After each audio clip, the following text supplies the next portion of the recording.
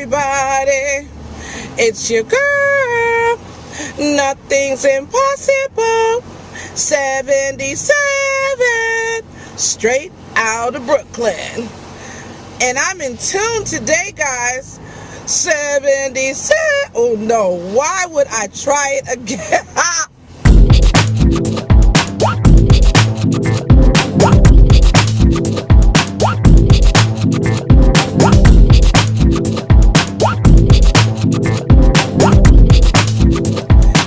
Anyway, guys, how you doing? How y'all doing today? Today is March 23rd. It's Wednesday, March 23rd.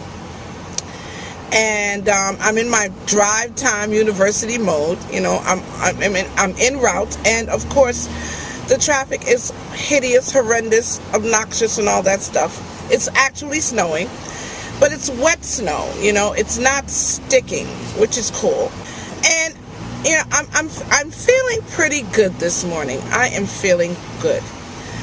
Yesterday was a little bit downcast for me because yesterday was the anniversary of my grandmother's passing, and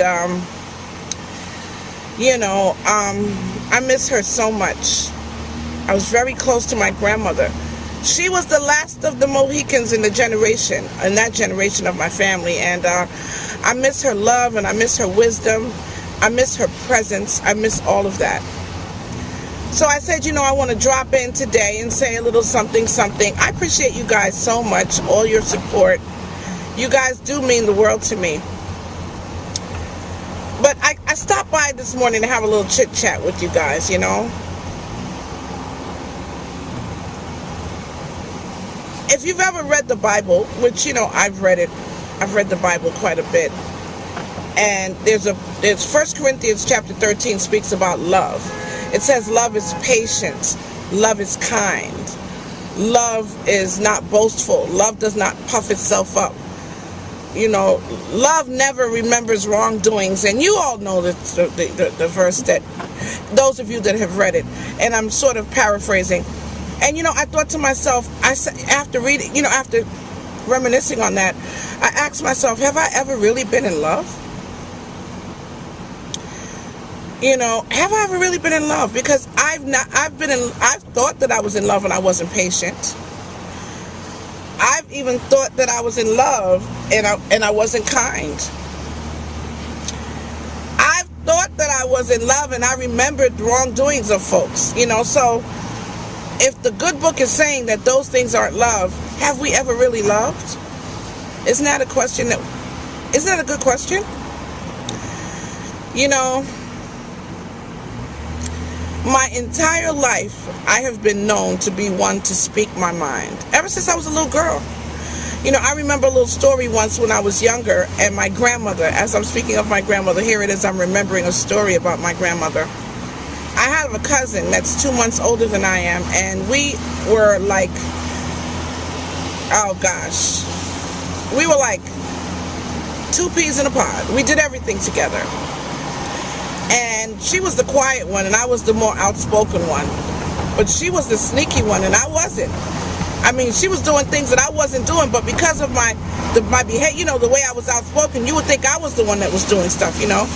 I mean, I was still a virgin, and she was out there having sex, and they all thought that I was the one having sex. And I remember one day in particular that my grandmother told me I had on lipstick honey, because I was wearing my lipstick honey, and I was feeling sexy. And my grandmother looked at me and she said, Jackie, take that lipstick off. You don't need that. And I thought about it, and I said, Grandma, I'm going to take it off, Grandma. But as soon as I get outside, I'm going to put it back on. So why don't you just let me keep it on? And she looked at me like, girl, what did you say to me? And that's how I've always been. I've always been straightforward, upfront, and honest. You know, I've said to you guys in the past that commitment means doing what you said you would do long after the feeling is gone. Should I say that again? Commitment means doing what you said you would do long after the feeling is gone. Because as I've said in previous, in a previous video, when you first make a commitment, whatever it may be, you are hyped. You're like, oh yes, you're getting married. I do. You take an oath to do something. Oh, I will do it, because you're in the heat of the moment. You're excited. And then time goes by and that all wears off. And then you're like, even in marriage, man, I don't want to be married no more. You piss me off, I want a divorce. What about your commitment? What about your commitment? And, I'm tying all this together with love. Love and commitment and, and all that good stuff. That same book, the Bible, it says that God chastises those that he loves. Love again, right? Here we are, talking about love again. It means that God will, just because someone corrects you, and just because someone may say something to you that may offend you, it doesn't mean they don't love you.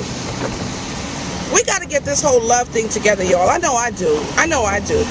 Because I'm asking myself questions about love today. If I love you, does that mean that I'm going to agree with everything that you say? No. 1 Corinthians 13, do not say that, baby. Yeah, if I love you, I'm going to chastise you. I'm going to correct you. I'm going to set you straight. People get this whole love thing mixed up. I'm really asking myself today, do I really know what love is? I'm asking you today, do you really know what love is, what love means, what it is to be in love? Are you the kind of person that just loves somebody for the moment? I love you if you agree with me on every level. I love you if you say all the things that I want you to say. I love you if you always give me that tingly feeling, but don't cross me, don't offend me, don't make me feel bad, don't correct me. That's not love. What do you guys think today? Let me know. When we use that word love, are we using it too loosely? I think we just may be. How about you? What do you think, guys? Have a great day. Have a successful day. So after I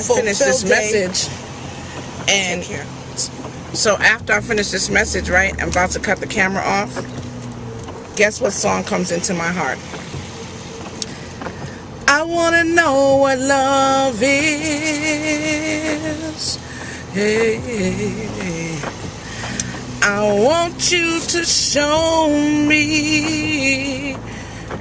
Yeah, I want to feel what love is. Oh, I need you to show me.